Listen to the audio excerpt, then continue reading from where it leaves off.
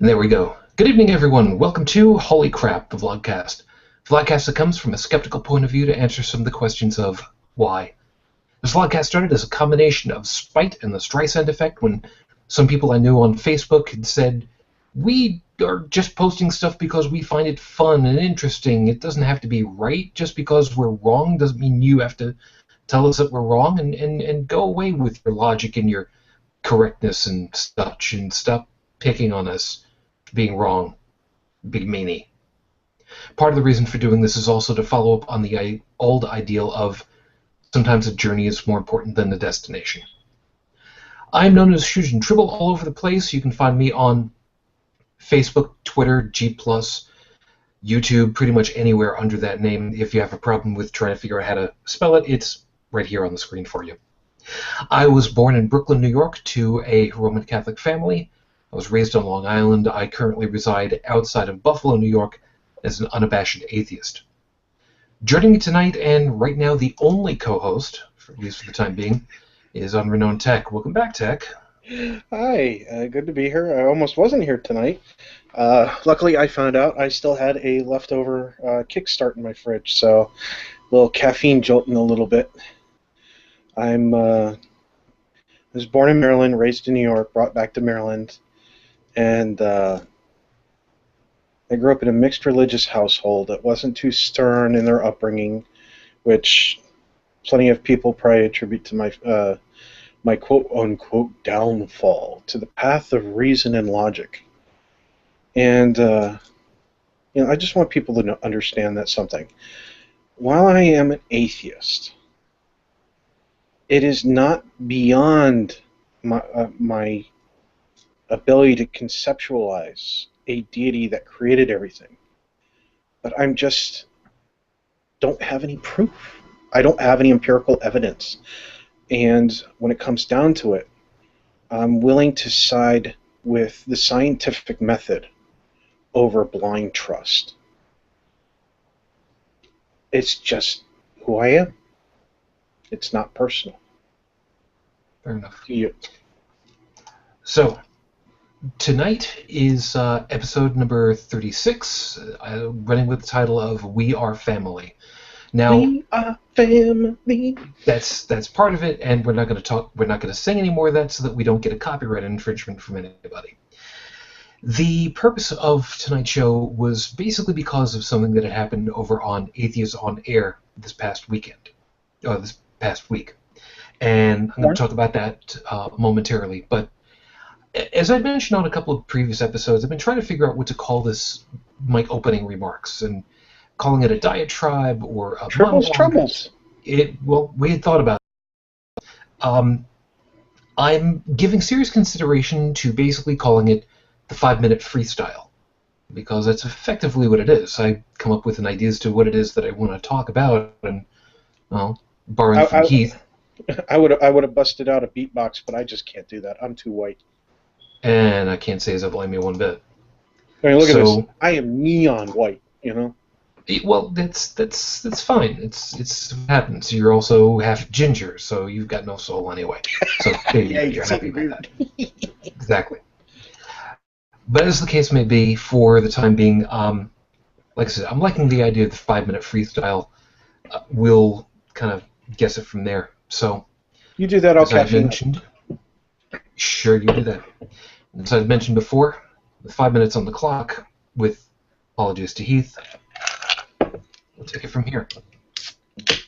One of the things that got this started for this particular week is the idea of feeling alone and isolated because of something that you believe, something that you changed your mind on, something that you already had an idea of in your head. And it isn't necessarily always about God beliefs. It could be about almost anything that people can have an opinion on, whether it be politics, religion, economics. It could be about virtually anything. And that's where part of the problem comes up. For a lot of people, it's hard to try to identify what is opinion and what is, well, factual sometimes. Because we can get, as the human animal, we can get very wrapped up in becoming very emotional, no matter what position we take. Whether we're taking it from strictly an ideological position or a position of just feeling. Whether we're taking it on surprising oath to ourselves for whatever stupid reason that we held on to for so many years or however much time, to stuff that we read out of a paper that's been published.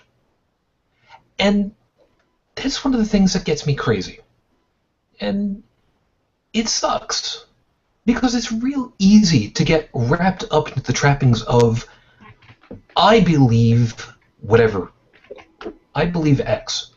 And as we mentioned on last week's show, believe is a bad word sometimes. Not because it's a bad word because you shouldn't believe, but because it can be wrapped up in a whole bunch of other trappings.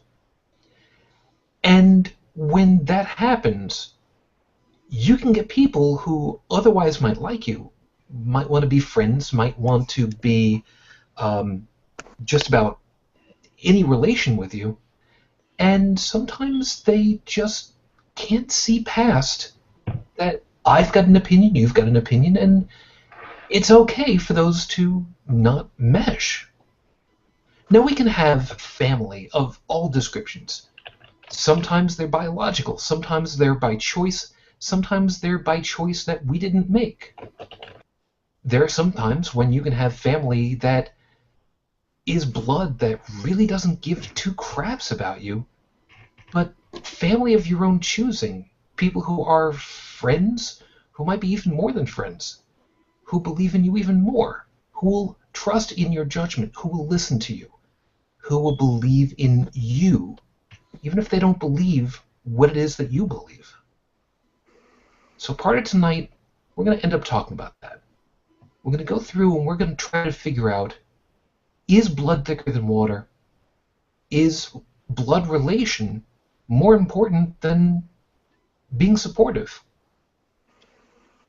Seth Andrews has said on many an occasion he would trust somebody who was a good friend, a good resource, somebody that he could trust, over somebody that just happened to be part of his family tree.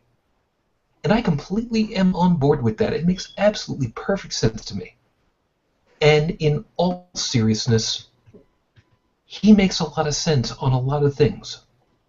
And this is one of the ones that it's hard to deny. How many times have we heard of the expression of the ne'er-do-well insert relation here? Ne'er-do-well brother, or piece of the family. It happens. People do that sometimes, for whatever failing. And just because they're blood relation doesn't necessarily make them better or worse than anybody else. They're just people that happen to be either your predecessor up the family tree or your descendant down it. I would much rather take my time and trust people that I know that I can trust, no matter what their familial relation with me happens to be. Because when all is said and done, my time is far more valuable with people that I know that I can trust than people that I still have to keep questioning what their motivation is. So now that we've got that, surprisingly enough, we now have a trio. Ladies and gentlemen, to the VlogCast, I would like for you to meet, for the first time, Ashley. And I hope that just calling you by first name is perfectly fine by you. Yeah, it's fine. Wonderful. Ashley, first off, I want to thank you very kindly for taking the time out to be with us this evening. You are exactly the reason why I'm doing this particular show, and part of the reason why I started doing these vlogcasts also. So, if you would, you can just go by just your first name, which is perfectly good. If you give us a real quick rundown as to why you ended up calling over to Cash at Atheists On Air, and what's happened for you since the last, 72 hours. Oh, well, I guess I never was really was really religious. I went to church growing up, and it was never a real big. That was never a big thing for me. My mom took me, and it was just really boring, and I quit going, and I never read the Bible until I saw the movie Religious, and it got me to questioning things, and so I've been reading on the Bible and reading other books, and that's how I kind of became an atheist. And it wasn't until the last 2 years that I've been an atheist, and I didn't really come out till probably earlier this summer. I came out to my parents, and I started listening to podcasts. I started listening like The Thinking Atheist and Thank God I'm Atheist, and that kind of led me on to Atheists On Air. And I've been listening to Cash for about probably 3 weeks, and then I listened to the live one this last Monday, and I was like, you know what? I think I'll call in, and that's pretty much what happened. Yeah. Now that's kind of where I pick up. Now, if you had been listening, I had called apparently roughly about half an hour before you did, so I got the chance to talk with him a little bit. But then, because of my schedule, I have a thing that I do on Monday nights, a DJing thing online. So I didn't hear your call until like 2 days later when I was picking up the podcast itself and listening at work. Now, part of the information that you had passed along at the time is that you are currently residing in Oklahoma, if I remember correctly. Yes. Yes. Okay. And please forgive me. Again, I don't want to be putting words in your mouth. The overall feeling that I got from listening to what you were saying was that you were feeling very isolated, very insulated from the people around you, from part of your family, and feeling just on your own without knowing where you could really just be yourself. Yeah, got exactly. that pretty well? Yes, exactly. The only people I really I do things with and talk to are my parents. I am an only child, and I don't have a big family. So yeah, I'm in a very small town in Oklahoma, and the only family I kind of have are up in the Oklahoma City, and we really don't have much to do with them anymore. And yeah, I don't have a lot of friends, so I just my mom's usually the one I talk to, and it's hard to bring up this stuff because she's very devout Christian. She's proud of being of saying I am a Christian, and she tries her very hardest to live by the rules and everything of that. Do you mind my asking what denomination in particular? Methodist. I think that was like the last church. We went to the Trinity Church here in town, and then we started going to a little Methodist church about 30 minutes from Ada, and that's the last church we went, so I would probably say Methodist. Okay. Ted, you know full well you can jump in here anytime, too. You know that, yeah, right? but I didn't listen to the show, so I'm completely in the blind here. Okay. See, I'm catching up on Cash's stuff. I'm on, like, episode 9. Yeah. I don't do what the average person is. The average person, when they jump into a podcast, they don't tend to skip the show 1 and start listening through the very beginning and listen to them as they gradually progress into what they are today. Because a lot of people go, you got to listen to this podcast, they're fantastic. And I was like, yeah, well, they might be fantastic now, but how did they start out? How did they grow? How did they develop? So, like with Seth Andrews, and he's got, I think he's up to what, to 200 now or something like that? I've lost count with Seth. But I'm up to date on Seth, and I got to listen to him not mature as a speaker, but mature as addressing atheist topics. And now I'm listening to Cash start out, and, you know, and it's funny. It's got me laughing. I mean, but like 3 hours at a clip. Wow. So Yeah. I can't imagine.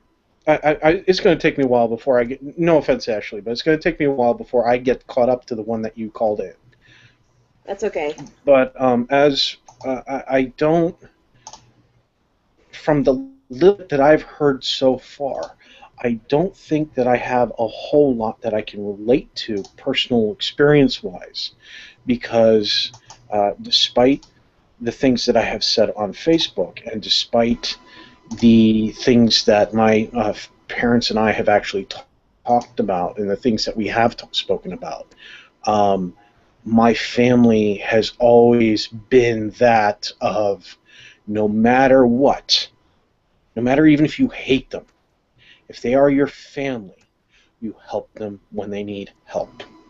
And there was a point in my family's history where some relatives had a restaurant that was just failing miserably, and the family got together.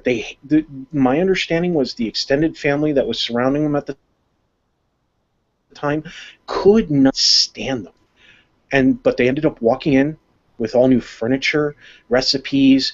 They helped remodel the restaurant and bring in a whole new clientele, new recipes, retrain the staff, and made it successful for a time. So while my family has had, in its history, on my mother's side, has had a history of not getting along, you don't kick them when they're down. You lift them back up, and then when they're doing well, then you kick the crap out of them. Wonderful. Well, because at that point you can take a beating. Yeah, there is that. Yeah. So, folks who are watching, and I've got at least Bogey. Sorry. It's okay. And of course, we've got at least Bogey who's listening and watching right at the moment and chiming in on the Q&A. By the way, thank you very kindly. Appreciate it. We've got, yes. I don't know if you've got it up on your screen in particular, Ashley. Do you mind? I don't want. Are you on your phone, Ashley, or are you on a computer? I'm on my iPad.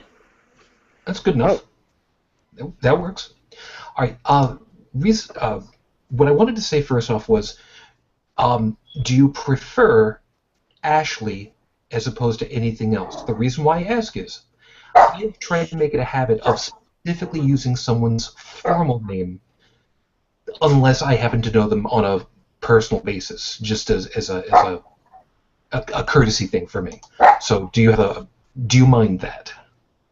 Yeah, that's fine. Okay. Yeah. Okay. So Bogey has thrown a couple of items our way, and your puppy is having a good time with you. Yeah, I'm not paying attention to her, so she's... Of course. Anyway, all right, so Bogey has thrown a couple of items out here, so I'm going to run past you really quickly. I know that you've gotten a lot of feedback and a lot of information out from a bunch of folks over on Cash's show. So I'm wondering, had anyone Bogey is posing this over to you. Had anyone posted over to you OklahomaAtheists.com? Yes. I've looked on there. But everything they do and like the meetup groups is like in Oklahoma City, and that's like 2 hours from where I'm at. So. Okay. Yeah, that was also something that was kind of a question mark. Bogey had asked, and don't say anything on this one just yet, had specifically asked what city in Oklahoma. Now, because of the possibilities of anything, I don't know how specific you'd like to get. If you'd just like to say north, south, east, west, I can talk tonight, of Oklahoma City by 2 hours. I mean, that's rough enough and still close enough. I don't know. In other words, we don't try to get people to force themselves to identify themselves, where they live, their home address, their home telephone number, and their mother's maiden name. Okay. So I live about south. I'm about probably an hour from the Texas border. Okay. Yeehaw! Which would explain why you had been saying on Cash's show that you could theoretically hop the border with Texas versus Oklahoma Atheists. Yes. Okay, which makes a lot more sense from what was going on at this point. And from what I've heard from the first few shows with Cash, he likes it when women hop things. Dude, he is a wild man. This is true. Despite his age, dude, I hope I'm as lively as he is when I'm his age. That guy's a trip. He is a trip. This is true. Hey, Joe. Joining? Well, we'll see momentarily. Joe is muted out at the moment. Okay. Joe may be joining us momentarily. We're going to see how this plays out. I was expecting he would still be on the road or like dead dog tired. So we'll see what happens. Well, basically, yeah. So if you've had the opportunity of listening to Seth and Atheists, Thank God I'm Atheist, and a couple of the others that chances are we've heard so far, Ashley, I'm hoping that you are, especially after you were on with Cash and your phone call and all, I'm hoping at this point that you're really starting to realize that you're not nearly as isolated as what you thought. Oh, absolutely. No, absolutely. That there's people like me everywhere, and even I mean, it's not so bad here in Oklahoma. I would think it'd be worse, like further on down the south, not so much in the Midwest. I mean, there's a church at every corner. I mean, it is the Bible Belt, but I know some people probably have it a lot worse than I do. Yeah, there is that. It is a tough thing to come out of whatever pigeonhole you happen to have been in, no matter what. And that's why with my openings I was talking about it's not necessarily about God positions, but pretty much any position. You change it, and suddenly a whole bunch of people are ready to join on one side, and a bunch of people are ready to tear you down on the other. And it doesn't really much matter where you ended up from. I would like to, if I may, offer a small piece of advice. Sure. There's a mindset that anybody can fall into. Doesn't matter who you are, what you believe. And that is, well, other people have it worse than me. You know, whatever the topic is, it doesn't matter. It could be anywhere from Ebola to bunions. It doesn't matter. We all have a point that when you can empathize with other people, because I have met people, like my ex, who cannot empathize with other people. So they do not ever have that feeling of, well, other people have it worse than me. That may be true, Ashley, but your experiences are going to be unique to yourself. You're going to have similarities to other people, but don't ever degrade your own feelings, whether it's unintentional or not. Don't ever, dismiss or put aside those feelings that you have. Make sure that you always acknowledge how you feel, what's causing those feelings, and what you can and cannot do to change them. If you keep hitting yourself with the mindset of, well, other people have it worse than me, that is one of the big top signs that you're experiencing depression. And if you're not willing to seek help, then you've got to fight it from within. Yeah. Okay. Now, before we go any much further... Now, I'm not a doctor, right? But it is a documented one of many possible symptoms. And it's just something to keep in mind. Don't dismiss your feelings. Don't degrade yourself just because somebody has it worse than you. Okay? Don't kick yourself in the teeth, and don't kick yourself when you're down. Pick yourself up. Now, that having been said, wow. Something that Bogey had mentioned in the text chat for us also, and I not even thought about it at the time. The amount of courage that you've had so far for even just picking up the phone to calling Cash and calling into the show, which, let's face it, that takes a lot of guts, man. Well done. Well, yeah. Oh, thank you. It was. I've always been kind of socially isolated, and always been more of a loner, and do my own thing, and not not having a lot of friends and not being a real talkative person, and so it was kind of a big thing. It was. I mean, it was your opportunity to just put up a flag and just say, "Hey, guys, I'm here. Can you hear me?" And I can well You got a imagine. response. Yes. Oh my God, did you ever? You got one specifically from me because I told Cash get me in touch, or actually to have you get my information. I forget how many other folks over on Cash's show. I mean, there's several of us that apparently have glommed onto him because he's fun to be around when he's drunk, which is which is pretty much what we call Monday night. And oh, jeez, it's true. It's true. You know it's true. But from what I heard after the fact, there's a bunch of us. This little web collection of individual podcasters and such who heard what you said and felt for you and said, you know what? Come on in, man. The water's just fine, and come join the fold and don't be alone anymore.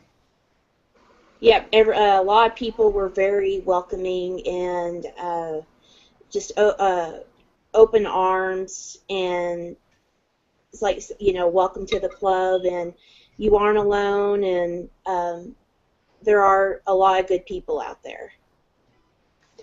That's part of the reason why I wanted to have you, because you are exactly the face of people who need to know that groups, even weird groups like us, are around to share. Weird?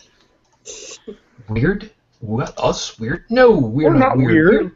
We are uniquely gifted. I'm going with that. Okay, I can work with that. I can work with that. Okay. And I'm sorry, Ashley, you said?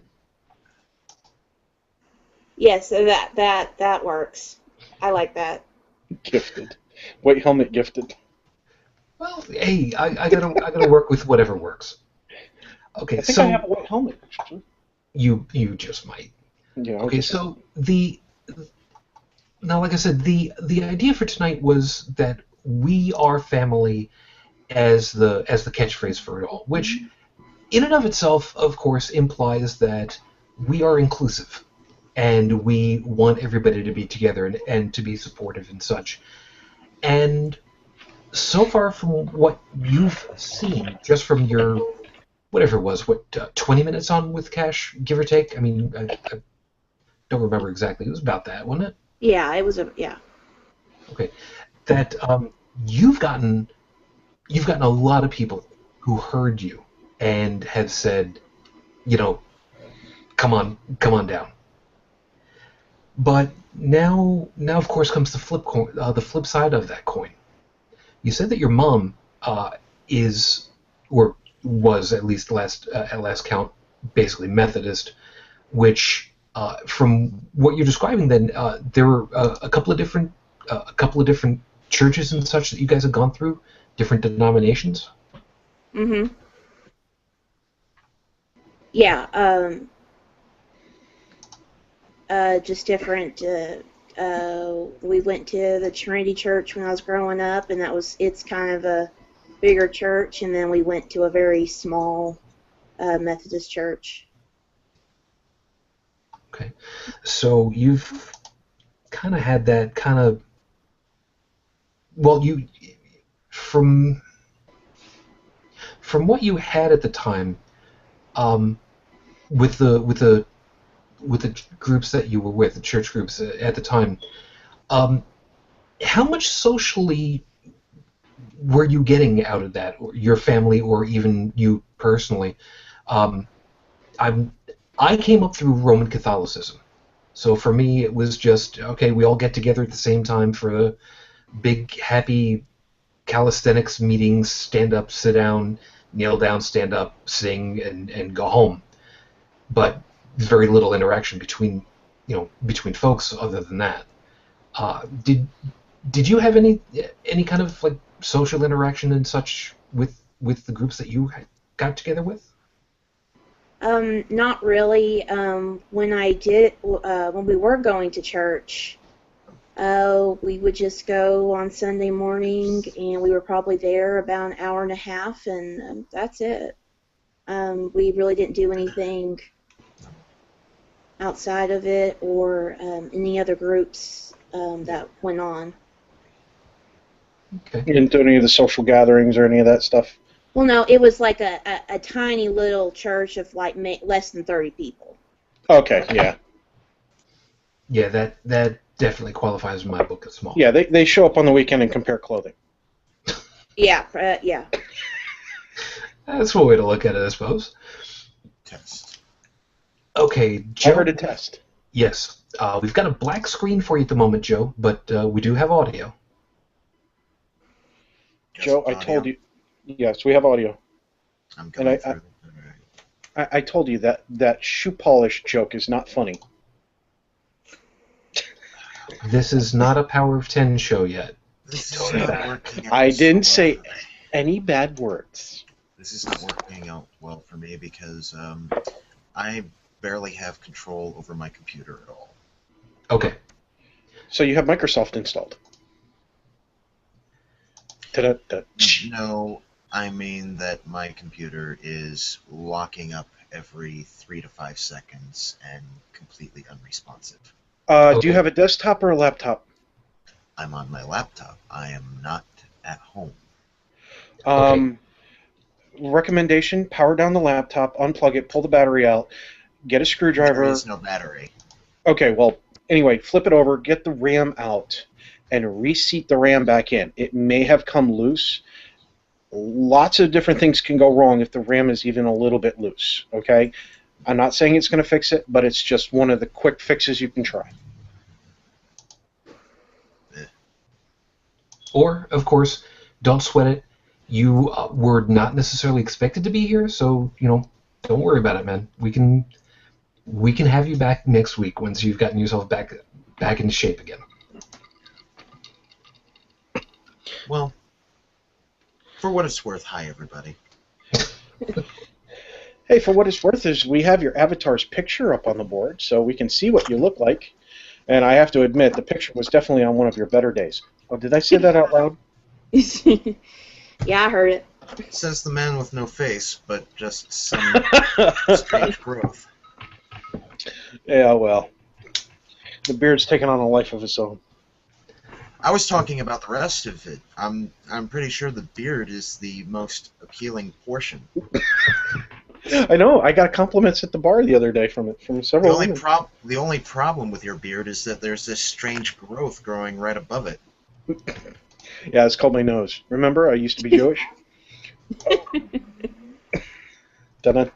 Yes. If there's one thing that you may have noticed about us, Ashley, yes, we do try to stay on topic, and yes, I do try to keep these guys in line. Doesn't always work. Yeah, you're gonna have to deal with it. But the other thing is get back to business. We can actually make fun of ourselves because we've become comfortable with ourselves. That's something I don't see a lot from some of the religious friends that I have that are still religious. Is I've noticed that a lot of them still are not comfortable with themselves, with who they are, with their own very own idiosyncrasies, their own little flaws, as well as the things that make them awesome. It all adds up. But I see so many of them still in denial about certain little aspects of their life. It's just like, if you would acknowledge that, you would be probably 10 times happier than you are even now. But there's some of those things are actually repressed through religion. Yeah, and you know what? Come to think of it, I completely just realized that didn't get the opportunity of catching you ahead of time. By the way, let me do the proper introductions all the way around the board. Ashley, I've known as Shujin. A pleasure. Oh, nice to meet you. Well, See, you came in while I was in the middle of doing my opening spiel, and I completely got sidetracked with the whole thing. By the way, Unrenowned Tech. Yes, I am Unrenowned Tech. I'm kind of the I can be the troll or I can be the straight man. Sometimes I tend to do both at the same time. I'm still trying to figure out how, but it just comes naturally. And the guy that's trying to join us at the moment is Joseph. Say that's Ashley, by the way. Hi, Ashley. My name's Hi, Joseph. My name's Joseph. I'm the weirdo former Catholic from Chicago who spent 8 years in the military and learned quite quickly that the idea of there being no atheists in foxholes is complete bullshit. In fact, I'm pretty sure it was the foxhole that made me one. Also, aren't you a card-carrying member of the NRA? Card, certification, all of it. Yeah. He's our resident arsenal specialist. And I'm actually quite happy that we have one. I've learned much from him in just on that one episode that I didn't know. So on the bright side of it all, you with just one phone call, you now have everything that you need to survive the coming zombie apocalypse. Congratulations. And you didn't even have to do much of anything. Oh, yay. Oh, that's just such a relief. Oh, I was so worried. Yeah, you just got to get over to the East Coast for the protection. Sarcasm. Fine. Just don't pick up any hitchhikers that are bleeding. So like I was saying, the downside of the whole thing, of course, is that unfortunately, when you change your mind on a topic, when you change your position, as 75, give or take, % of the population of the United States is religious one way or another, which means that it is far more likely for somebody to change out from one religion to another than it is for one of us to change over to the other side, so to speak. So you had the opportunity of coming out and making your own way, paving your own streets, and how, with whatever you're willing to share with everybody, reminding you that anything that goes out on the internet is going to stay out there on the internet. For you, Ashley, what was the blowback for you when you started to say, hey, I'm really not on board with all this anymore? My dad was like, well, so you don't believe in God? And I said, no, there's not enough evidence to believe in such a thing. And my dad's not religious. I've never seen him go to church except for a funeral and a concert. So I didn't understand why he thought it was such a big deal, and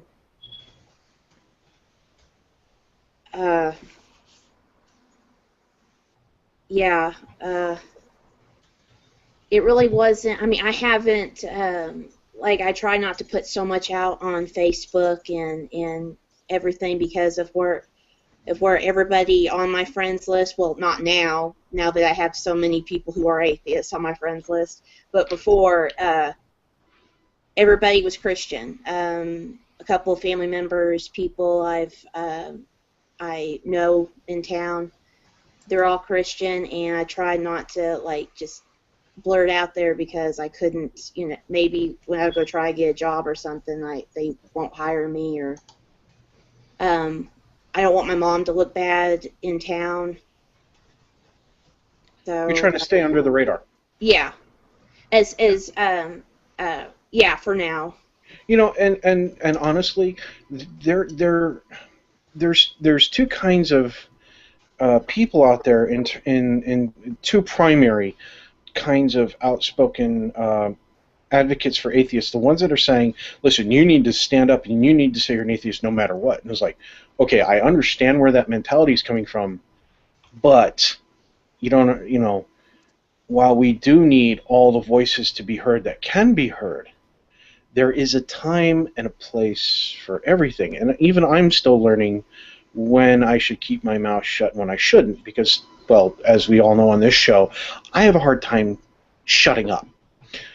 But when you're in a town or a city and your livelihood, your roof over your head, your meal in your mouth, your mortgage payments, all depend on you keeping your mouth shut, at least until you can situate yourself financially so that you can either relocate or it doesn't matter anymore, it's okay to keep a low profile.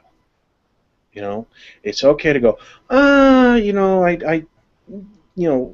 don't really have a religion right now, I'm just kind of taking a little secular approach to life at this time, and they kind of brush it off because you're not saying, I don't believe in God or I'm an atheist.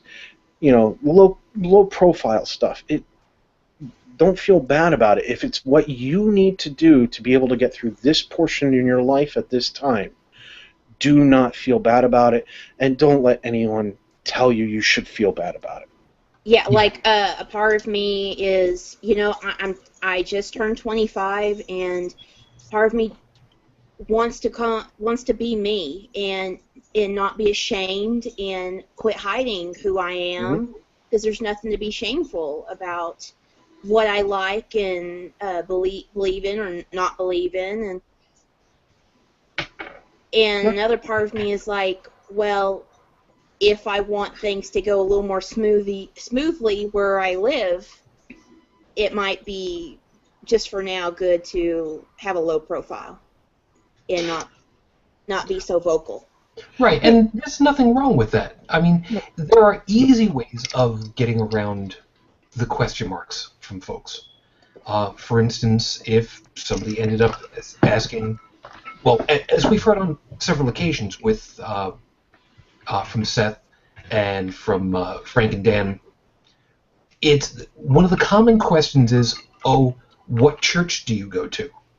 I mean, you've heard them talk about that on several occasions, I'm sure. Yeah. Okay. The simplest way of answering without answering and flying under the radar is, you know what? I don't talk about my religion because it's my thing, and I don't really want to involve anybody else in my thing unless they're close with me. It's a personal thing. I just don't really talk about it. I just don't like to talk about it. The other thing is you can also say, at this time, I'm just very non-denominational, and I'm taking things one step at a time. Yeah, I'm trying to find what's best for me, or what works, or what makes me feel involved. Yeah, I can well imagine safe would also be one of those things that you'd be looking at. Yeah. It's what you're running through is unfortunately a very unhappy tightrope in a lot of ways, and we've heard several stories from different areas where you gotta, quote unquote, you gotta toe the party line, so to speak, if you don't want to be picked on. Which, let's face it, it sucks. There's no two ways about it. But what you've been doing so far, it sounds like you've been doing a decent job. I mean, you're out, from what you're saying, you're doing your thing, you're finding your way, you're found the courage enough to reach out, and holy smoke, getting caught in the undertow of everybody else grabbing you back and saying, yep, you're not going anywhere, you're one of us now. But from what you're saying, though, family-wise, being an only child, I wasn't, but my daughter is. And unfortunately, we also, I don't know how much of my story you'd ever found out about, but we lost my wife 9.5 years ago. She was 2.5 at the time, to cancer. So for my little one, she's an only. She's been brought up secular, non-religious, learning as much as I can teach her about. Uh, she loves stories about various mythologies, the Percy Jackson books in particular right now. So, the whole idea of the Greek and Roman myths is all kinds of fun for her. Yeah, I grew up. I really like Egyptian mythology, and so I've always loved the stories of Osiris and Isis, and it's very interesting. Yeah, seeing all the intersecting points of stories and the myths back and forth.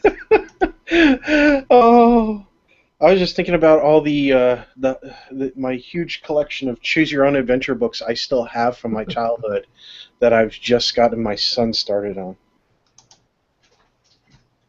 Dude, I still have them. They're on the shelf over there in the corner. Over 100 of these things. Oh, I remember them. I remember them. Yeah. I had some too. But So the when you started talking about intersection and crossing points in it, my mind went. I got you. Okay, so now that you've had the chance of dealing with the hardest part, arguably, which is family, and trying to have to deal with all of that, which I sympathize for you. I don't understand what that is all like. For me, it was never an issue like that. So I don't know all of what it is that you're having to go through. So I will not talk on that angle, not with anything that I can go by. But you've had to deal with that so far. At this point, how long has it been since you said you're no longer believing? And at this point, are you seeing any pathway for understanding? I don't know if the word reconciliation is the right word for it, but just acceptance, I guess is a good way to put it. Well, my mom's known for about a year, and I just kind of came out to my dad this last summer. So we kind of talk about it, and she keeps telling me she's really sad, that she keeps praying that I will come back to the faith, that she's afraid for my soul, and she wants everybody to go to heaven. And I mean, that bothers me, and I know our relationship is kind of on the rocks with that. And I think my mom's a very accepting person, and I know she loves me. I did ask her the moral question, that if God told her that she had to just stab me, just kill me, and she said no, I couldn't do it, even if it was God. I just couldn't. I couldn't kill anybody, and I certainly could not kill my own child. The trial of Job. Excuse me? What? I said the trial of Job. Yes. Yeah, that's like the ultimate test to see how crazy your parents might or might not be. And I'm glad my mom said she wouldn't kill me. And it made me I was like, I'm glad that she has morals, and I think she's a better person. I told her, you're a better person without the Bible, without God, and you're a much more moral person than God. And I'm like, you don't need that. And she gets upset, and so I try not to bring it up too much. But it is a big part of my life. I read a lot of books. I go on the internet a lot. I listen to a lot of podcasts. But I can't share that part of my life with anybody around me. And then I have to keep silent about when I go out in public, or try not to bring it up or stir up the boat. Tip Yeah. the boat is the word I'm looking Don't for. rock the boat. Don't rock the boat. Don't rock the boat. You do realize, of course, Tech, that she wasn't even born when that song came out. You do realize that, right? Dude, at this point, you know my mind operates on music. I know. I make musical correlations between most of the world around me. If it's not math, it's music, you know? I know. Music is math anyway, so. I know. And you've heard me do some of my DJ shows. You know full well I do the same damn thing. A whole new world. Not going there. Okay, so At least that was I was alive when that came out. that's a good point. Yes. Okay, so a couple of things Bogey's put over here, and dude, you're killing me on the Q&A. Thank you so much. Yeah, Bogey's blowing it up, and he's got some good points. Yes. Wait, first, was it a he or she? Bogey's a guy. Bogey's a guy. Okay. At least Sorry, I wasn't sure. Could have been a handle. Unless I'm wrong, in which case I owe you a big apology. I'm sorry. You can be out for the atheists around you and not to anyone else. They will keep your secret, which is true. It is not uncommon for groups that get together to know full well, hey, just don't be waving giant neon yellow flags around me or anything like that. Your biggest problem, however, as you were saying, Ashley, is that you don't really have a group that's close enough for you to get together with at this time, correct? Correct. Okay. So that's something that will probably change in the near future. And near may not necessarily be that close. I would expect that as the word continues to get out, that various groups will end up popping up in the areas. So you may need to, if you so desire to, keep a lookout on the Oklahoma Atheists group and the meetups. Was it meetup.com? I think it is. Yes. Yes. And just every once in a while check around to see, or who knows, just put your name out there. At this point, I'm pretty sure some people are going to end up looking for you. I mean, geez, case in point right here. Oh, and by the way, a quick interruption. I just found a picture of Bogey, and Bogey is a guy, and Bogey has a beard. Well, isn't that special? Isn't that special? Yes, Yes. church lady. Yes, it is. Yes, Bogey's also telling you, find newer music. Don't Rock the Boat is really old stuff. Dude, you have no You know what? idea. It doesn't matter if it's old. It's still good. It's true. Besides, I listen to anything from the classics all the way up to rock and roll, baby. There's that. Not that. Okay. Yes. All right. Also, mentioning, only step out into the general public if there are no measurable negative consequences. And even then, you can be in the closet for work, which that is exceptionally good advice. It's really hard to try and figure out where that line is. But you mentioned something a little while ago that has kind of caught in my head for the last couple of minutes. You were saying earlier, Ashley, about your Facebook presence and being a little concerned about work and friends and intersection of such.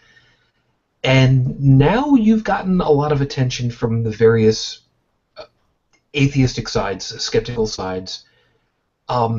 Has any of that intersected together, your Facebook stuff and the atheist side yet? And is this something that you're concerned about, an intersection happening?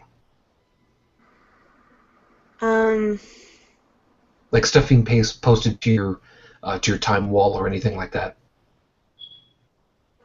Well, I don't know. I guess at this point, I thought about getting making another Facebook and just doing the atheist stuff on there, and but I thought that maybe that'd be too much just to have two Facebooks. But You could always use a Google Plus account for that. that's true. I thought about getting another Twitter, but I'm not really big on Twitter. Tweedledee. Yes. Well, I was about to say, I noticed that I got a record earlier today that said, hey, first tweet, got out, let her know that, say hi. It's like, okay, no, Twitter, leave me alone. Let her do her thing. But, that's just me. Which, by the way, in that case, congratulations on your first official tweet there. There you go.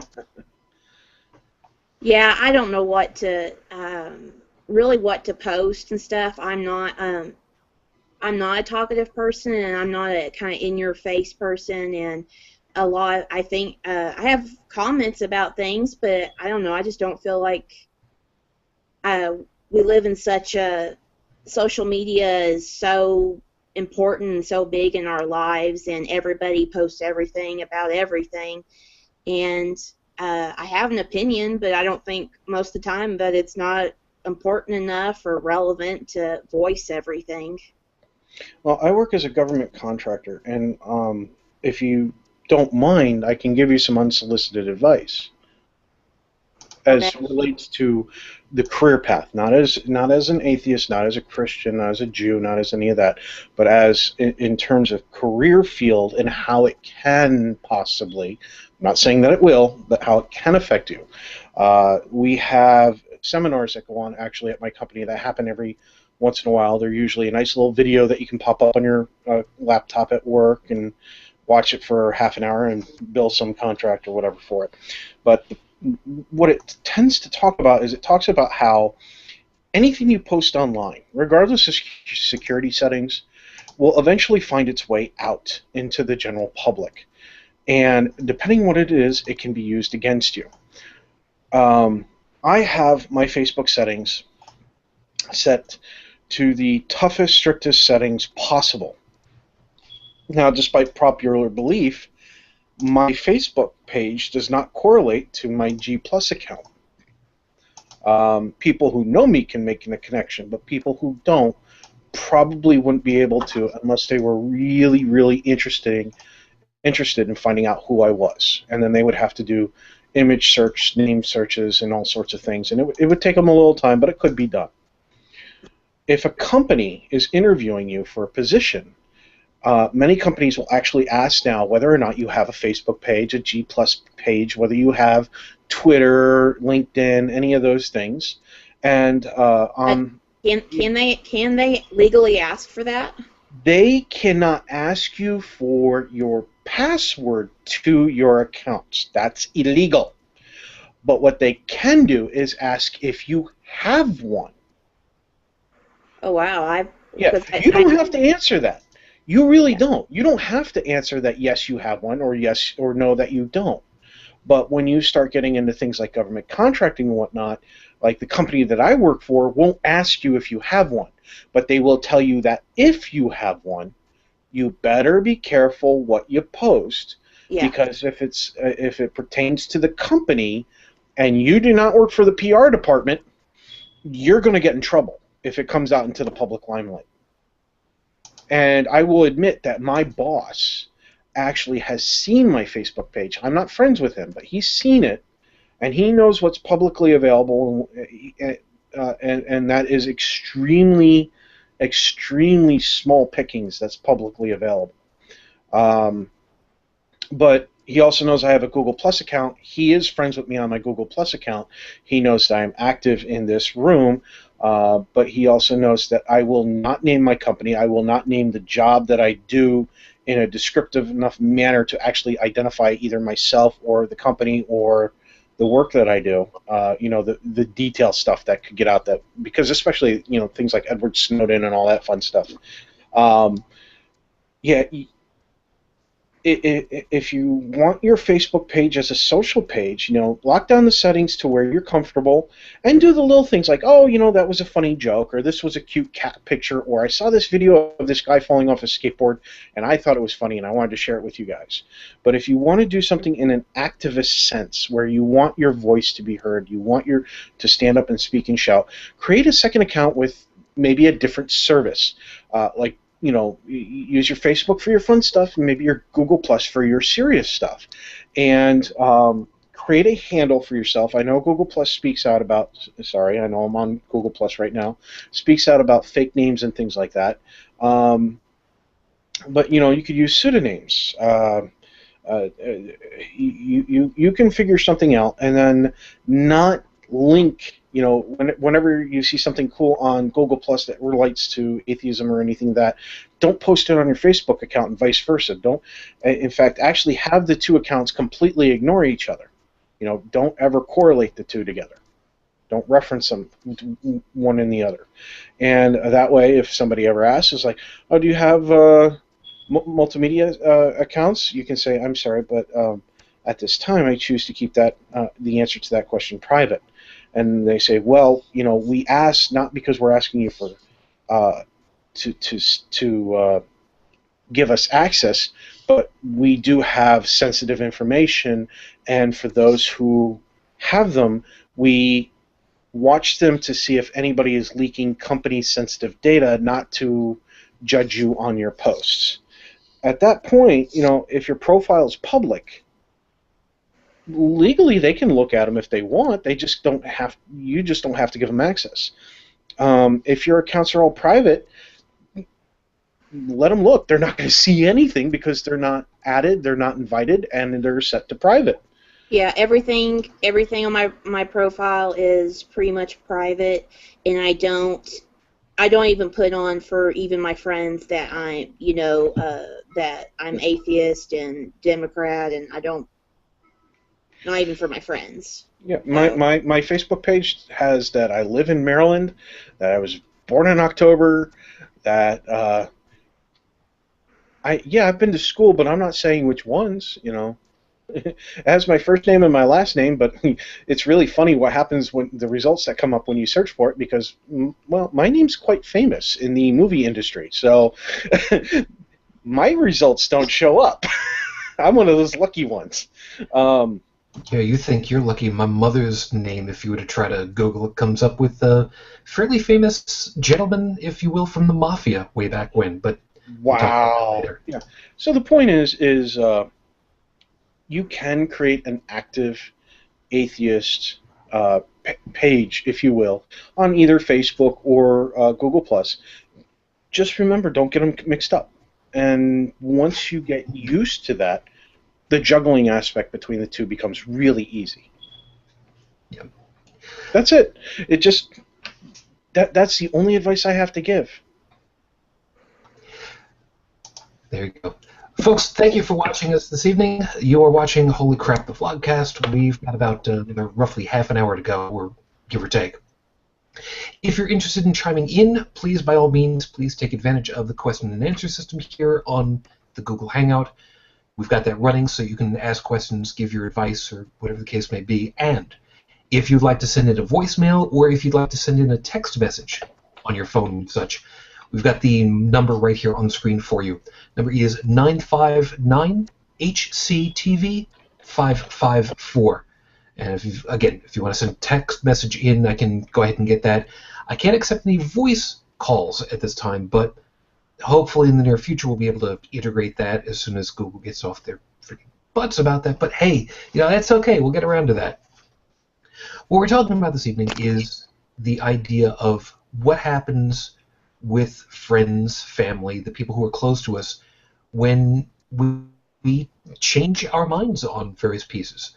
And it's not the easiest thing in the world, because there are a lot of different levels of what you have to work towards and work through, which is part of what we've been ending up talking about at this point. One of the other big things that I wanted to get your perspective on at this point, Ashley, is that you are young. Fortunately for you, you are in a really, really good demographic at this point. You are of the... Oh, shoot, I'm trying to remember. If I remember right, the current demographic was a third. I believe it's a third of those under 30 years of age are currently in the none category, the no affiliation. I'm trying to remember. I think it was Thank God I'm Atheist. I heard that one on something to that effect. And believe it or not, the Republicans are helping that number go up. Slowly, not quickly enough. More than anything, the not the true Tea Partiers, but what the politicians have called. Because I remember those days for you. Well, one of the best things that they can do right now is just keep doing what they're doing, which is just die off. Yeah. I mean that's fine by me. Yeah. But the whole anti-women group, the whole anti-homosexual group in the political arena, and the ones doing it in the name of religion, they're the ones who are actually creating more and more agnostic people. Okay, they're forcing people who thought they were agnostic to realize that they were, in many cases, actually agnostic. And a lot of people who were questioning are becoming it's a revulsion that's going through them. It's what's being done in the name of the religion. And some of them actually look close at what the religion says and goes, wow, that's actually in there. And look what else it says. And it's like, wow, this sucks. I don't want this. And so they step away. Especially when they have friends that they grew up with. They went to elementary school, junior high, high school, college, who are gay, lesbian, transgender, whatever the case might be, and they're like, no, I don't want my friends to suffer like this, Yeah, and they're realizing more and more that they are not nearly as batshit insane as these people who are old and look like they should be wrapped up in mummy swaddling all the rest of the year, not just October and whatnot. I don't know how bad off it has been for you. Well, I mean, let's face it. You are in a younger demographic at this point. You've gone through school. You've been around people who are minimally 70+% religious, from what you've been saying so far, actually. For the folks who are roughly your age, the people that you came through school with, whether high school, college, however much you've gone through, has it still been really, really annoying on that front too? Yeah, I hung out with some people that a couple people I grew up with, and they're both going to nursing school, and we were talking, and they were making a big deal about, oh, God made God made all this miraculous stuff, and the world is so beautiful because of God, and I don't chime in because, and I have to hold my tongue, which is hard, but. Mm-hmm. Yeah, I know where you're coming on that one. If I'm not mistaken, if you've listened to all the stuff that Seth has put out from Thinking Atheist, you're probably thinking the same things that I am. The way that he gets on his high horse and, if you believe that God has made everything so beautiful for you with all of your medicine and technology, why don't you thank him also for the cancer that helps you to keep your job and such like that, right? Yeah. If children get cancer, if there is a God who has made cancer and have given it to children, he's not a good God. He's an asshole. That that kids die so young and so horribly, and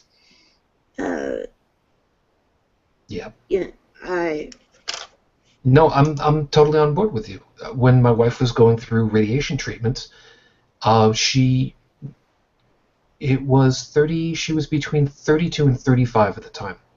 Well, she didn't quite make it to 35, but there was another kid, like 7, 8 years old, 9 years old maybe, who was also bald as all get out, no eyebrows because of chemo treatment and whatnot, and there for radiation, and trying hard and whatnot. And You and me, man, we're totally on board on this. I mean, we all are. That it's just so heinous to see. And I've told my mom, I'm like, even if if the God of the Bible exists, he is no God to be worshipped. And if you are a humane person, if you have any, you are a good person, you wouldn't worship that. No. At all. No. He's not anything worth to worship. Or they say God is good, God is love. Well, if you have to fear me into loving you, or the penalty of being damned in hellfire, you don't deserve my love or my loyalty or my devotion at all. Yeah, Tech, remind me, the term I'm looking for, it's Stockholm Syndrome, isn't it? Yeah. Yeah, Stockholm Syndrome is when you start agreeing with your captors and you start seeing it from their point of view, you basically, it becomes a slave mentality, and religions are very good at creating, not all religions, but the prominent ones, the three Judeo-Christian, the Abrahamic-based religions of the world, which would be, for those who are not familiar with the terms I just threw out there, Judaism, or being Jewish, whatever variation of Catholicism or Christianity you want to call it, and as well as Islam, which if you follow Islam, that makes you a Muslim. Okay? And they all basically have the same God. They have different concepts of saviors, like Islam has Abraham as their savior, Christianity has Jesus as their savior, and Judaism, though they don't need a third-party intermediary, they can talk right to the big guy themselves. Which happens. There is also something that Bogey put out. But you still need to sacrifice a chicken. Well, that's and you can't sit next to women on the flight to Israel, but that's a whole other issue for later. We'll talk. And you still have to mutilate your penis too. I don't know. Hey, I'm just throwing it out there. Yeah, so to speak. Ashley, congratulations. You don't have a penis. You don't have to do that. Congratulations. No, but according to some other ones, No, we're not. No, there's only so much I can do. And by the way, yes, tonight I have been drinking wine, and there's a reason why. I'll explain in a couple of moments. Before we get out of here, I'll explain it. Bogey had put something out there that, Ashley, you're going to have a good smile at this one, and I want to hear you explain it. Bogey had put out here, you can go to a convention near you, pick a cheap one, you will be surprised. What had happened while you were on the phone with Cash about exactly that? Well, actually, there's one coming up later this month that's in a city that's like 2 hours away from here that I plan to go with somebody. And it's a one that Seth Andrews and Aaron Ra's going to be at. So hopefully he'll sign my book. Seth will sign my book, and I'll get to hear them. And it's only going to cost, I think, $10. Wow. Yes. I wish I was out in the Midwest. I would love to be able to go. I can't afford it. I'm in a different financial boat. Just because of my own mistakes and my own lack of listening to the people around me who actually was more of aware of a situation that I was in than I was. And to be able, I mean, I love listening to Seth's podcast. I love watching some of Aaron Ra's videos, and to be able to sit there and actually meet them, shake their hands, thank them for the work that they do, and you know, that would be fantastic. Very much so. I mean, the only positive I've had so far living on the East Coast is I got to shake hands with Robert Englund. Freddy Krueger? Robert Englund, yes. Yeah. Now, as I recall, before you got off the phone with Cash at the time, didn't he mention something about footing the bill for you to go to some con somewhere? Yeah, it was Free Thought, Oklahoma. I think the last convention, it was in August, so it'll probably be August of next year. Yeah, he said he would foot the bill, the hotel, and the price of admission. Yeah, what he probably didn't tell you, though, is that you'll be sharing the hotel room with him, and it's a single bed. I don't think that he would do. No, yeah, actually, he probably would. Just a little. It would depend on how drunk he was to see if he could get away with it. He probably wouldn't try to enforce it. He'd just be like, "Can I get away with it? No, She's legal." nah, he wouldn't. He wouldn't. No, he wouldn't His do that. wife would. His wife would do. His bad wife things would to- be there with him. I don't think he wants to be divorced a third time. No, very much. No, actually, if he even tried, it would be in jest only. If I had a rapport with somebody, I might make that joke, but I would definitely not try to do it. Yeah, and Bogey, I do see the link that you posted for me. Well, for us in the Q&A. Would you give me a quick heads up as to what that is before I go clicking on stuff? I don't want to blind click on a link. You can well imagine, because I'm the one handling the video right now. I don't want to screw something up. I've got a lockdown that I keep on an isolated drive here, so I'm just booting it up now. Okay. All right, we'll see what's going on with that. The piece that I wanted to also let you know, and I'm assuming that you do still have video for me, yes? I'm sorry, Ashley. Yes, I do. Okay, I wanted to make sure because right now we don't have video feed from you, which is okay because it's staying stable. It works out just fine. What I've been drinking tonight is actually, look at the.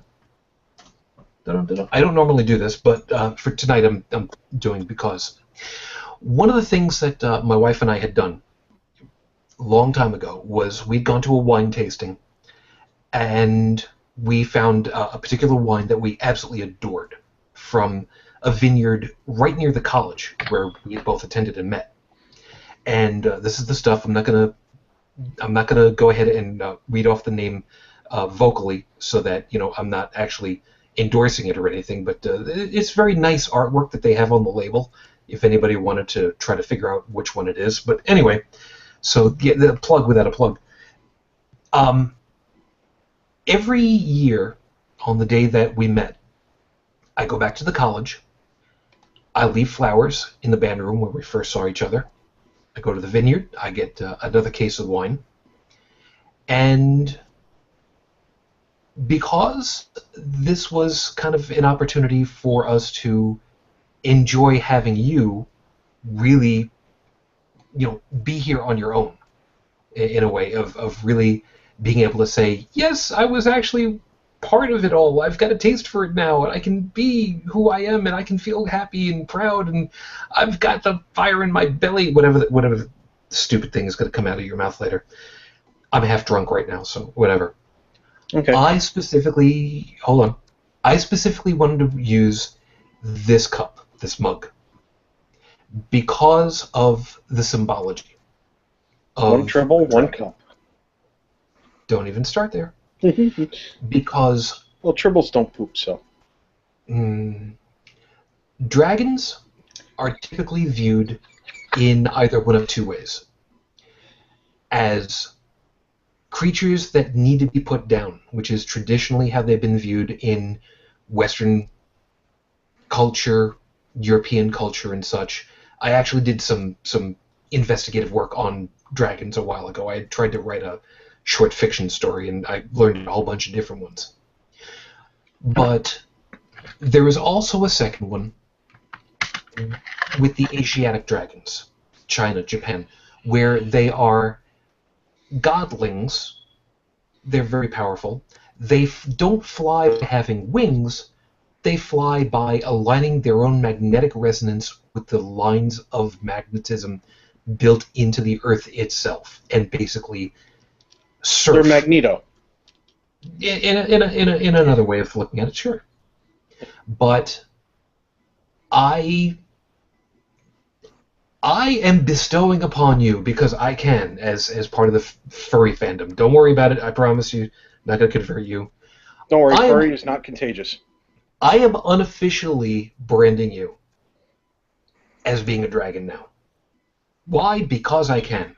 And it's not going to make a heck of a lot of sense to you right now. But as a talisman of, well, as something to look at as a noble creature, mythical that it might be, but a noble animal. I know, it sounds stupid, and I know it kind of is. No, I don't think I don't. That does not sound stupid at all. I get that. I would much more relate her to, or compare her to, the Phoenix. The Phoenix is truly majestic. It can heal with a teardrop. It can lift many times its own weight, and when it's burned, it's born again new, and young and fresh. And when you reach that point in your life where you go from being blinded by religion, and I truly mean that, because when you look at things through religious goggles, it's like having horse blinders on. Okay? You really are being blinded. And you go from being blinded to being able to look at the big picture. It's earth-shattering.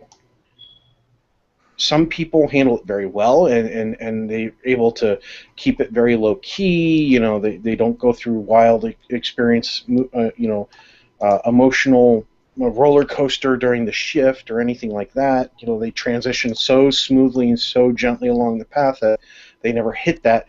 And other people, it's like hitting a brick wall, you know, except plowing through it, not getting stopped by it. It's an amazing experience. There's that. So there you go. A couple of mythical animals as your talisman for later. So again, I hope you take it with the spirit as intended, so to speak. Yeah, just take it as a grain of salt. It's just meant to be compliments. That's all. Oh yeah, I understand. I was just thinking, oh man, they grabbing animals from Harry Potter. No, I didn't grab the Phoenix from Harry Potter. Believe it or not, I used to be a very avid gamer, especially in the first-person shooter genre. I don't know if you're not young enough to remember, but I started off back with like Duke 3D and Doom and Heretic and all the old first-person shooters, and I just kept going with them. And eventually, I created a avatar called Jester Phoenix, and the running gag was, "Born from the ashes, life is a joke." So yeah, I have long since dropped that handle a long time ago. I go by something much shorter now for anime reasons, but whenever I think of somebody who's gone through the process, and you know they've gone through any kind of life-changing processes, and they've come out a little bit stronger, the first thing that comes to mind is always a Phoenix for me. And for me, with dragons, like I said, when I was investigating for the stories that I was looking to write, finding out how disliked, I guess is the best way of putting it, mistrust, distrust, unliked dragons were, when all they want to do is just leave me alone. You know, I've got several of your lifetimes worth of knowledge. Just let me do my thing. Just don't piss me off. I don't want to be roasting you anymore. Come on, cut it out. And for me, for you, now it's like, okay, just let me have my way. I'm going to just hang up over here, have a much bigger view of everything than you can down there on the ground, and, you know what, just, nice and simple that way. Yeah, a big thing, the internet is what I think has helped so much. If it wasn't for the internet, I probably would still be isolated. Considered isolated, and I would know so much and know all the possibilities there is outside of religion and know how much crap religion is. Oh yeah, yeah. I mean, we've talked about it at previous times on the show. It's amazing to think that at this point, something as ubiquitous as one of these little guys. I've used the expression 8 times the amount of knowledge that anyone could have ever hoped to have been in the old libraries of Babylon through the magical aether of the air at any point, at any time, day or night, in the privacy of your own home, any time that you want it, you've got the knowledge to look up. Always. And that amount of learning is freaking outstanding. It's amazing to me, really. Yeah, I mean, I remember. Oh, go ahead. No, go ahead. I was just agreeing. I was going to say, I remember when the bulletin board systems came into play. Oh, yeah. Now, of course, when I remember them, they weren't in the early just beginning. They were already, these are working, let's keep doing this kind of stages where it's still heavily populated by nerds, not the jocks or the preppies or any of the other slang terminology for the popular kids. You really still were a nerd, but there were a lot more nerds on the bulletin boards at that time that I started. And the amount of knowledge that started creeping into my head from these systems, which eventually evolved into the internet as we know it, it was amazing. It just, my mind kept, my world view of what I considered to be the world around me just kept expanding and expanding and expanding the more people I talked to online. And atheism's the same way. The more you talk to people around the world, the more that you're going to find that you are not alone, that there are people out there that have had similar experiences as you, and other people that have had wildly varying experiences compared to you. Some people that have gone through a relatively easy transition, both personally, business, and even family-wise, and other people who have had, as the expression goes, one hell of a time with it. And it just, if you use it to keep building bonds with the available atheist community around you, you're going to become stronger. You're going to find that on your bad days, you're going to have support. Okay, you've got Sujan's contact. I don't know if you ever post my Twitter stuff. The easiest way to reach me is actually on Twitter, unrenowned_tech. But you got to put the @ symbol in the front first. There's, you've got the start listening to the podcasts. Find the ones that you like, that resonate with you. Not that they're telling you a message that you want to hear, but maybe that they're delivering the information in a format that is interesting to you, that keeps your attention. Yeah, and on that angle, it sounds like you've gotten several of them already. You mentioned the thinking atheist, the Thank God I'm Atheist, which you would have heard me on a couple of times, probably in over time. If you've hit like episode 95 or later, you would have heard my voice on there as Sprinkle Sprackle Pony. There's a yeah. I remember that. Yeah. Yeah. There's a big story about that. But there's Ask an Atheist, I think it was, out in Austin, Texas. Matt Dillahunty used to be on that. He had a great one. No, wrong one. Wait a minute, wrong one. You're thinking of the Atheist Experience of Austin. Oh, Atheist Experience. Okay, that's right. The one that you're naming of Ask an Atheist is out in Washington State, and we had Sam on a couple of weeks ago also. So that was nice. There's also Atheists On Air, which I believe isn't that a TV program now? They do webcam, but I don't think so. Yeah. I know there was a group of them trying to make a television channel similar to the one in Austin, but making it globally available. I'm trying to remember which one it was. That's why I've been. When you see me look down, I'm actually trying to find it, on my phone, the references to it, and I'm having a hard time trying to find it again. It's okay.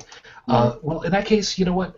Real quickly then, for you, Ashley, and for a couple of others, some of the others that we've listened to and had fun with.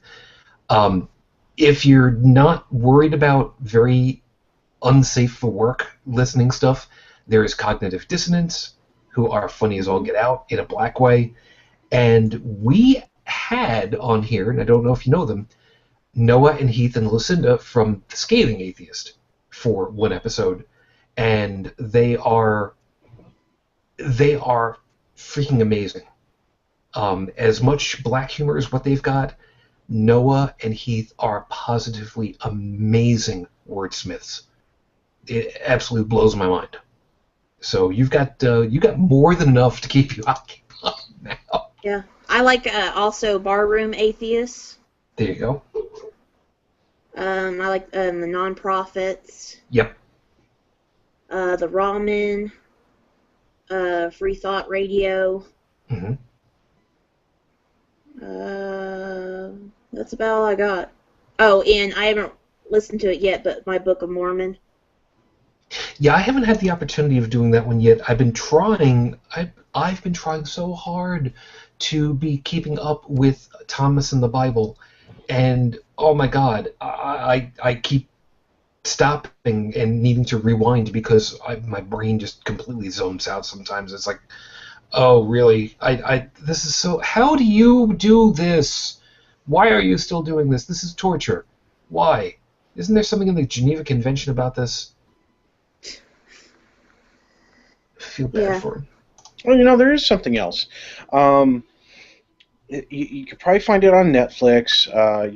If you have TV with any kind of on-demand service, you may actually have it in the archives, available at either a small price or free to watch, depending on who your service is with. But Cosmos, A Space-Time Odyssey. It's a television series. It was hosted by Neil deGrasse Tyson. It's 13 episodes long, just like the Cosmos that was done by Carl Sagan. There are many references and tributes to Carl Sagan in it, and I've watched the ones from Carl Sagan. And Mr. Tyson did an excellent job of not only presenting the material, but he did it in a manner of a storyteller. It really was. He does have eloquence when he talks, and it makes you think. So if you're ever looking for a wonderful visual experience to go along with a great orator, pull up that series, pull it up into the highest quality that your TV or computer monitor can handle, and just sit back and relax. Even if you've already seen it, do it again. Well, actually, I bought it on Blu-ray the day it came out. So there you go. Yeah. You're already way ahead of the game.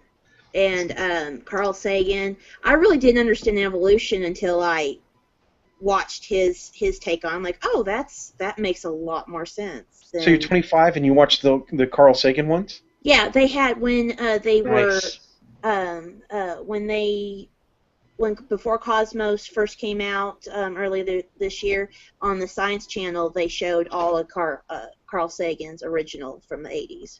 Yeah, the only problem with Carl Sagan's is depending on how you respond to people's tones of voices, and I can be very sensitive to that.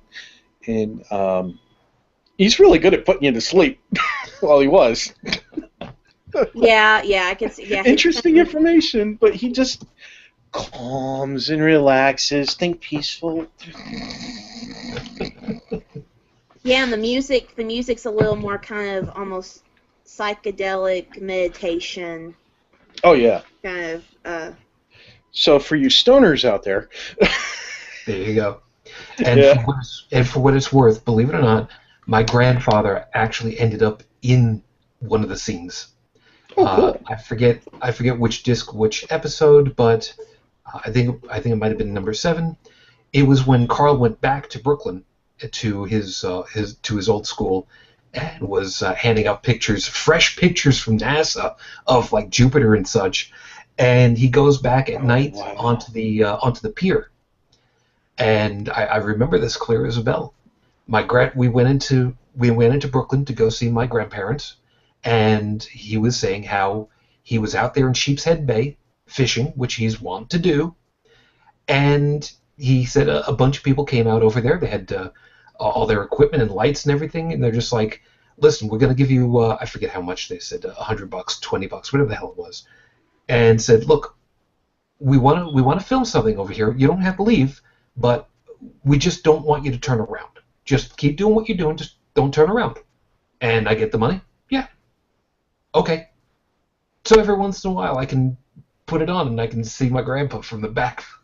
Oh, that's pretty awesome. That's awesome. It is. It's really cool just to see him with a Gilligan hat on and his red satin. Exactly.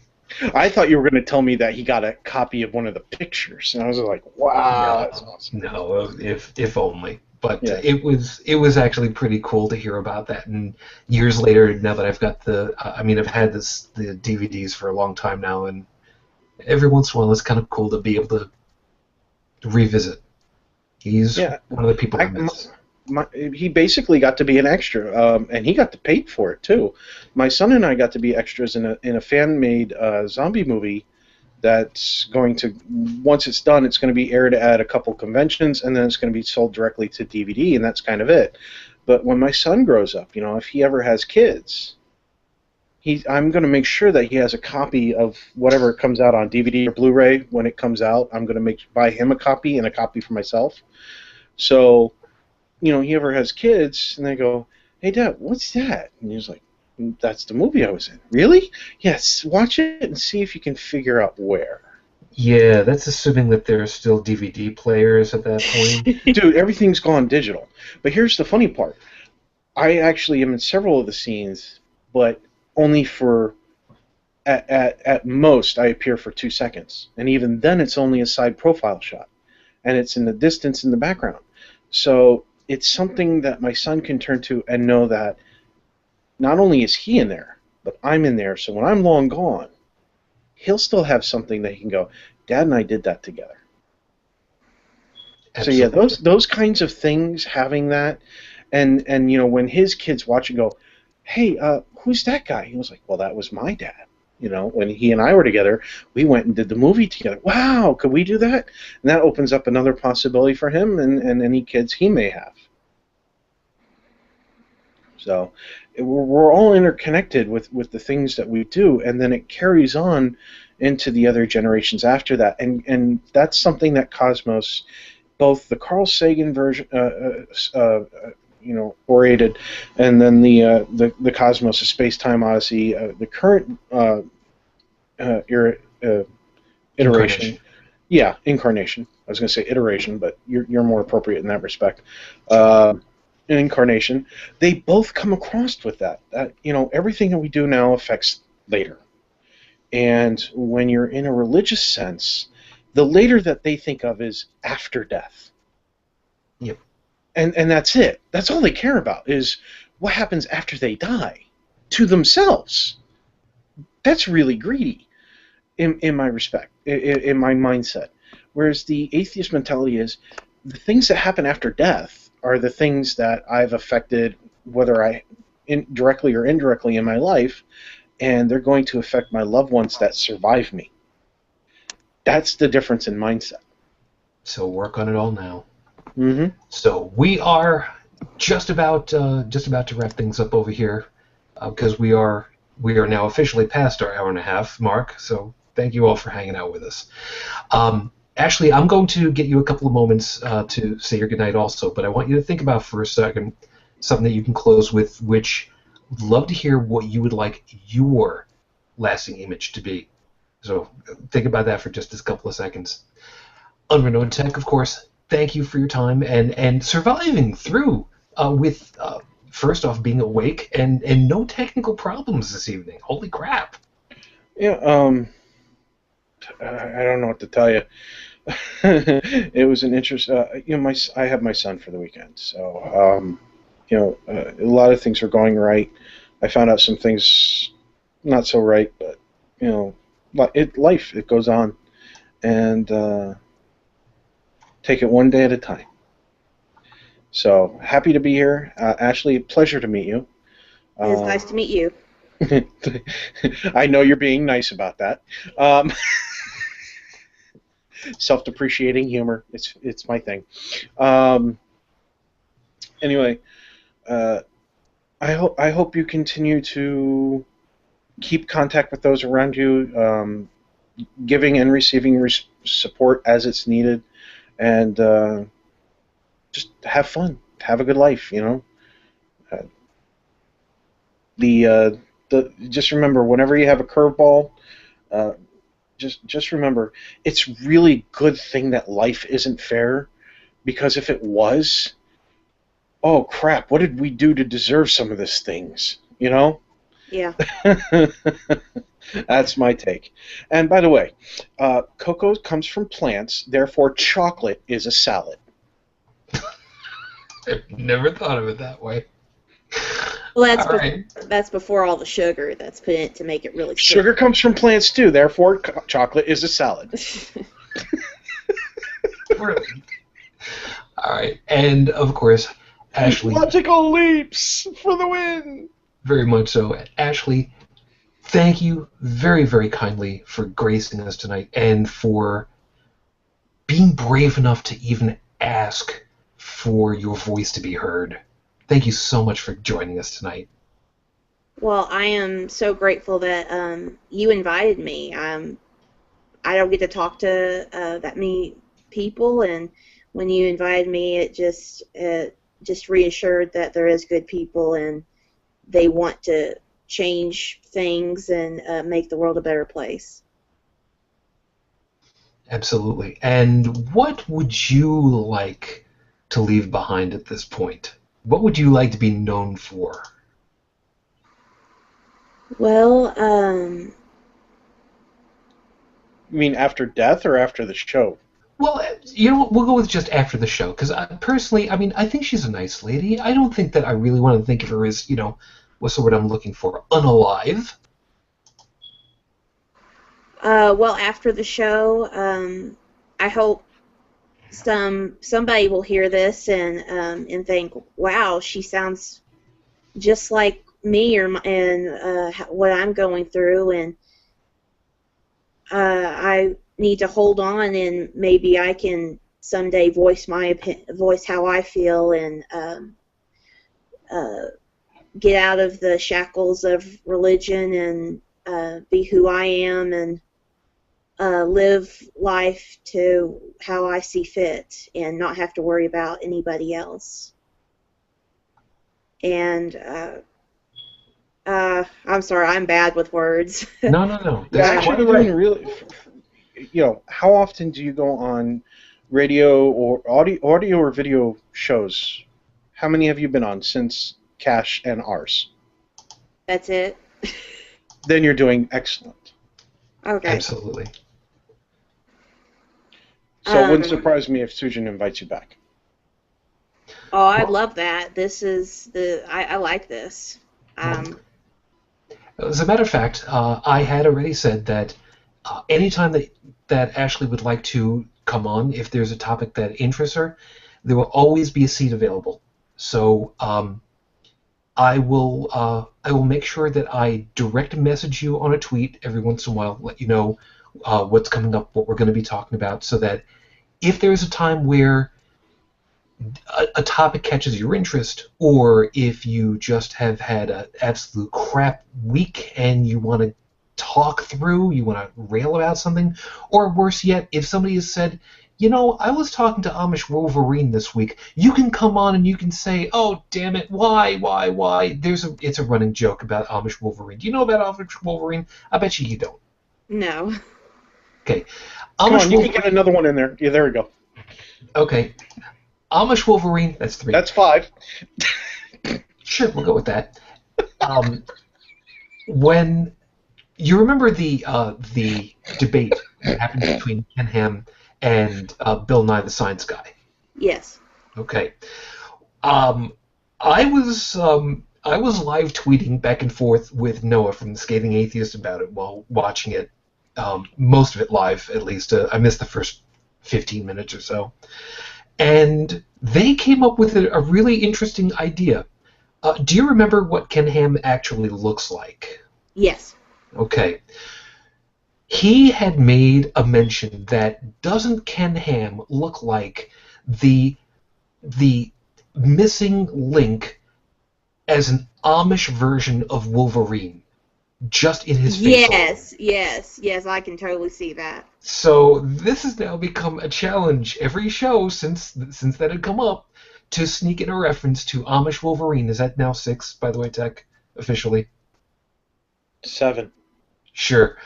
That we sneak it in at least once an episode. Somebody has to do it sometime or other before we get done. So you now know the inside joke. Okay, that's pretty awesome. So we have Noah to thank for that one. Meantime, it is about that time. We have to get out of here because apparently there is something wrong with my cup. It is empty. So I have to fix this in a couple moments. And really, you guys don't need to be around for that. Okay. Yeah, there's still some left. Oh, I just want to point this one out. What? Apparently, Left Behind, the movie with Nicolas Cage, the remake of the old one, it's stagnating at a 2% on Rotten Tomatoes. Oh, wow. Wow, you have got to be really below it to get that low a rating on Rotten Tomatoes. Damn. Okay, do me a favor, really quick. Pull up Cool World on Rotten Tomatoes. Tell me Really? what Cool World got. You're kidding, right? No, I'm quite serious. Pull that up because I want to know. Cool World. I bought Cool World, and it was one of the worst $10 I've ever spent in my life. Yeah, Heavy Metal was better material than Cool World was for the reasons why we got them. Yeah. Anyway, so All right, hold on, I'm pulling it up. Oh God, Cool World was so bad. Cool World was so bad. It had an interesting premise, but it was Don't delivered it so horribly. God damn it! Dude, Wow. You're stalling. What? Cool World got what? 4%. It got twice the rating. It's twice as good as Left Behind is. Wait a second. Cool World's at 4%. Left Behind is worse than Cool World in the Rotten Tomatoes rating world. Ashley, have you ever seen Cool World? Me? No. I've actually watched it 3 times. No, Ashley, did you? No, and I'm pretty good with movies, and I've never heard that. Okay, you are Brad fairly you're fairly familiar with Who Framed Roger Rabbit. Yes. And you know how every once in a while there will be somewhat parallel storylines that Hollywood comes up with, and somebody comes up with an airplane disaster movie, and somebody says, "Hey, we need a heavy-duty black dude to get rid of snakes on an airplane." Yeah, we'll do that then. This Who Framed Roger Rabbit was like the good version of Cool World. Cool World was bad. What did Who Framed Roger Rabbit get? Please tell me you're pulling that up right now. Yeah. Oh my God, Bogey is saying that he's planning on seeing the movie. Oh Jesus, really? Really? Seriously? By the way, the original don't do Left that. Behind movie in 2001 actually had a score of 16% on Rotten Tomatoes. So the remake did worse than the original. Oh my God. Oh wow. I don't even need to be drunk to be laughing this hard on this one. Holy crap. Okay, Who Framed Roger Rabbit, surprisingly, on the tomato meter, got 98%. I mean, it was funny. You have to admit. You could watch it with your family. It could be adults watching it. It could be just, the adults and the kids. It was that kind of a movie, and it was hilarious in many aspects. And Cool World was absolutely not. Yeah, It was bad. Cool World had some interesting moments. Dude, But all in all, interesting is the way to describe an LSD trip. Who are you kidding? But the problem is that they flopped in the delivery. It had an interesting idea, and it could be remade to be a very good, successful movie. Yeah, so But could the problem Star Trek is reboot. But the problem is that when they first did it, they couldn't deliver on what they were trying to promise. Oh God, Ashley, this is the problem with stuff like this. We have seen things you don't need to. Yeah, look at this. Noah with Russell Crowe. Russell Crowe got a 77%, and Left Behind got 2%. Well, I liked Noah. I just happen to like Russell Crowe. I like to see him fight because he looks like a barbarian half the time, and my dwarf is a barbarian. Well, I love Russell Crowe, but I really liked Noah. I think it had some interesting questions towards the end, like even his family questioning, if the creator, if he really a good creator, and questioning Noah. I thought it was like an atheist Noah take on it. I thought it was interesting. Well, maybe I'll get the opportunity of seeing it sometime. I haven't yet. I've debated buying, but maybe we'll see. Meantime, we really do have to get out of here because this is the problem with getting to like this time of the night. We start making associations that we really shouldn't be doing this time of night. Morning. I want to do a quick shout out to somebody in New York, Red Hook, New York. A Red Hook police sergeant thought he was pulling over a speeder. Instead, it turned out to be a frantic father trying to get help for his son. His 22-month-old child was having a medical emergency, and the officer took quick action that saved the little boy's life. Okay? The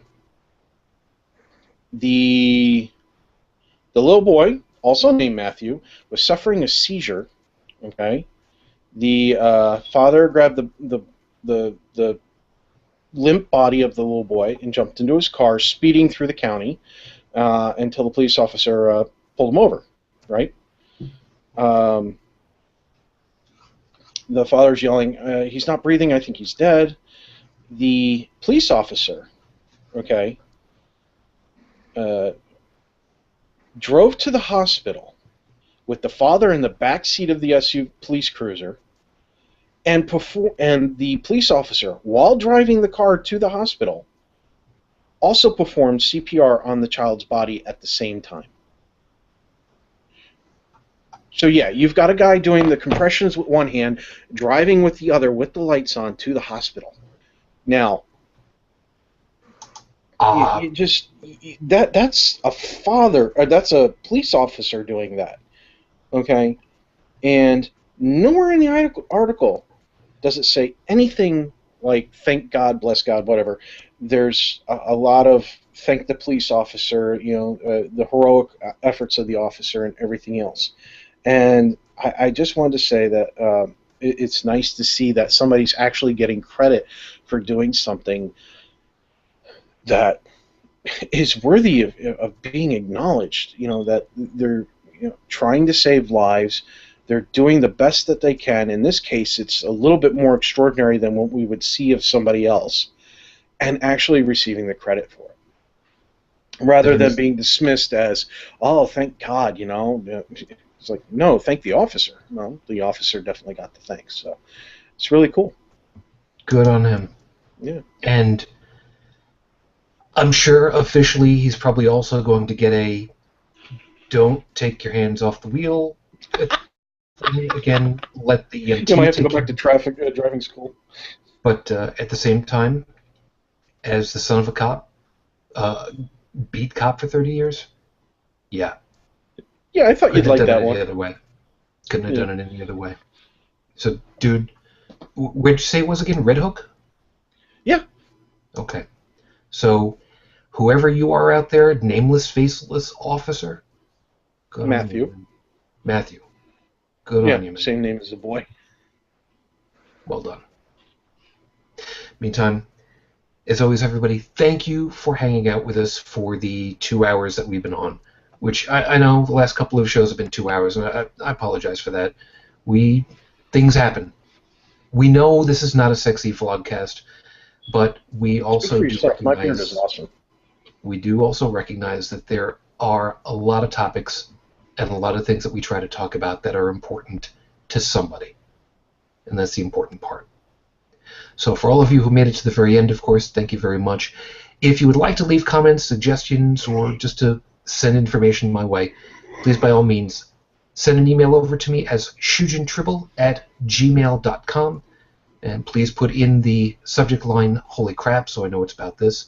If you're interested in being on as a panelist, even to ask a question or something for one of our upcoming Power of 10 episodes, please send the email over to me so I can put you into the hopper and we can make sure that you are aware for it before it comes up. And if you'd like to leave a voicemail message or send a text message, use the phone number that you see on the screen right here. Again, the number is 959-HCTV-554. We'll see you all again in another week, which is going to put us at October 12th. We will be on, assuming that nothing has changed. At the moment, I do not have a proper topic set up, but of course, as always, something will end up coming. We'll see what happens with that.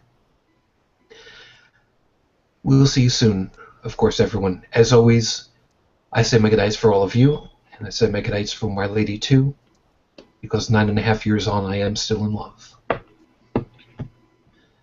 Matane Fujin, I love you and I miss you.